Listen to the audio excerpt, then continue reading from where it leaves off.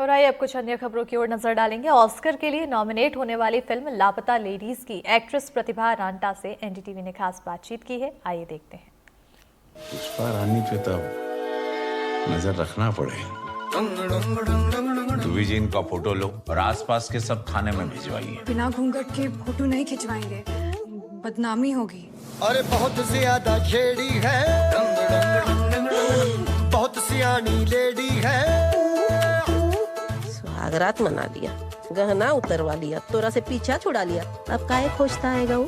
आप भरोसा रखिए ना दादी। तू रख भरोसा, हम काहे रखे भाई। नमस्कार, मैं हूं सुमित। एनडीटीवी में आपका बहुत बहुत स्वागत है। जैसा कि हम सब जानते हैं कि फिल्म लापता लेडीज की ऑफिशियल ऑस्कर में ऑफिशियल एंट्री हो चुकी है और फिल्म की कास्ट, और इनको हम लापता लेडीज भी कह सकते हैं।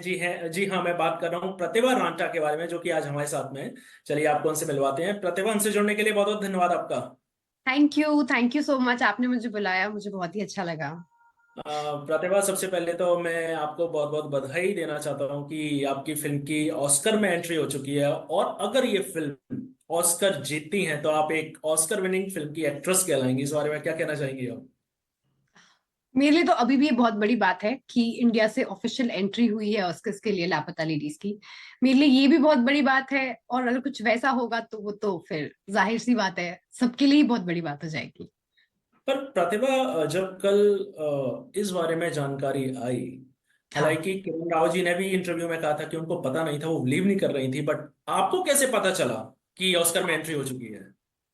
मैं तो एक मीटिंग में थी और मेरा फोन लगातार वाइब्रेट हो रहा है, कुछ ना कुछ नोटिफिकेशंस आ रही हैं, और मुझे ऐसा लग रहा है कि इतना भी क्या हो गया। 2 मिनट के लिए मैं डर गई, कुछ इमरजेंसी तो नहीं हो गई।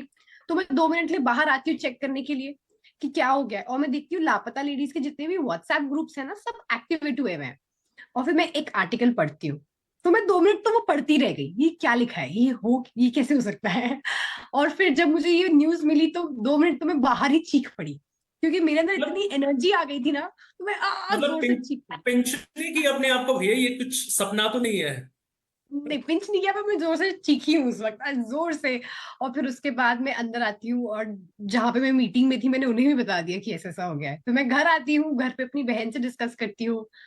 फिर सब कॉल कर रहे हैं एक दूसरे को, मैं नितांशी कॉल कर रहे हैं, मैं स्पर्श कॉल कर रहे हैं, रे रे रे तूने सुना, तूने सुना। बहुत ही प्यारा दिन था कल का, बहुत ही प्यारी याद सी जुड़ गई है, जो मैं हमेशा के लिए अपने साथ जिंदगी में आगे कंटिन्यू करूंगी। हालांकि ये जो मोमेंट रहता है वो एक इंसान के अलावा उनके पेरेंट्स के लिए बहुत ही एक यादगार पल होते हैं। तो जब आप घर में पहुंची तो आपकी बहन भी एक्ट्रेस हैं, हाँ, आपके पेरेंट्स का क्या रिएक्शन था? मेरे पेरेंट्स तो बहुत खुश थे, मेरे पापा बहुत खुश हो गए थे। और मेरे पापा तो मुझे कहते, वो मुझे बहुत टाइम से यही बोल रहे थे कि ये तो किरण राव मैम ने फिल्म बहुत ही कमाल की फिल्म बनाई है, क्योंकि पापा बहुत फिल्में देखते हैं, उन्हें बहुत शौक है। तो पापा बोल रहे, मैंने बोल दिया ना अगर अच्छी है तो बस अच्छी है। मेरे पापा को बोला कि हाँ पापा। तो वो बहुत खुश थे जब उन्हें पता चला कि ऑस्कर्स के लिए एंट्री हुई है, तो काफी खुश थे। पर प्रतिभा, जब आपने ये फिल्म साइन की थी तो उस टाइम एक्चुअली ये इतने हाई बजट में फिल्म बनाई नहीं गई है, तो हम्म। आपके दिमाग में मतलब क्या था कि यह फिल्म कहाँ तक पहुंचेगी, कितनी सक्सेसफुल होगी?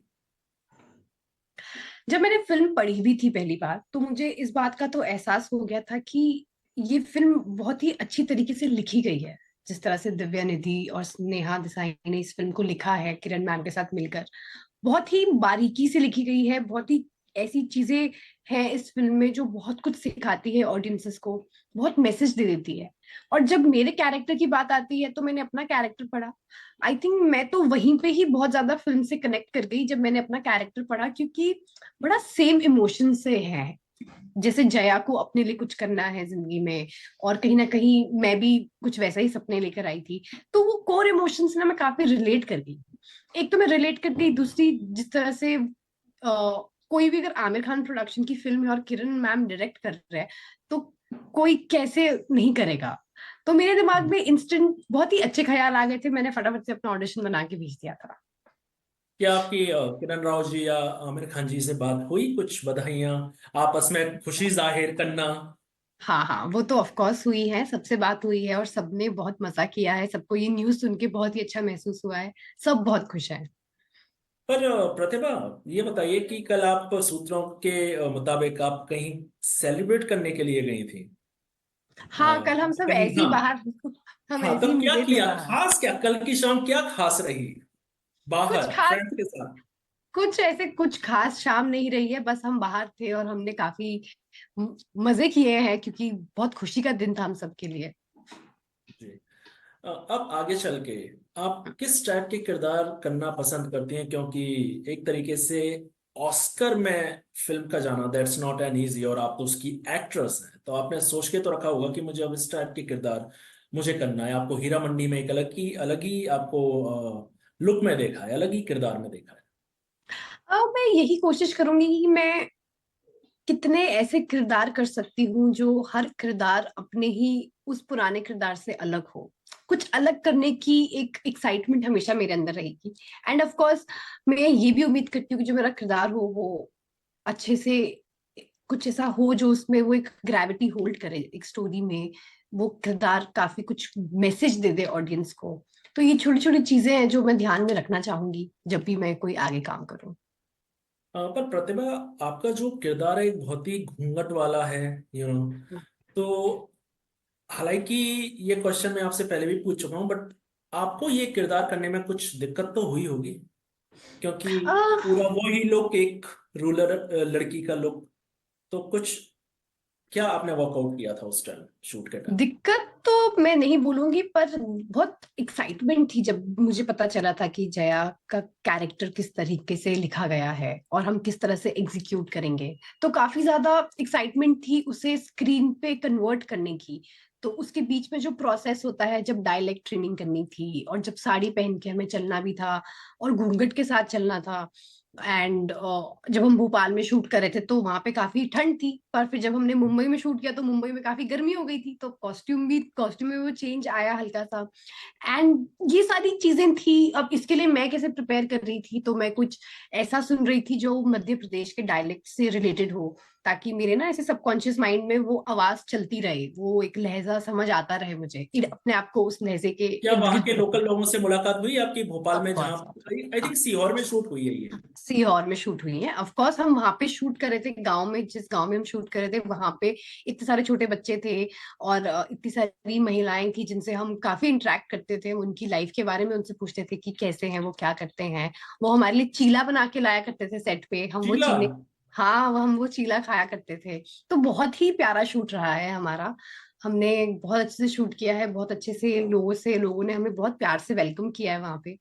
तो मतलब ये कहें भोपाल आपके लिए बहुत ही शुभ रहा।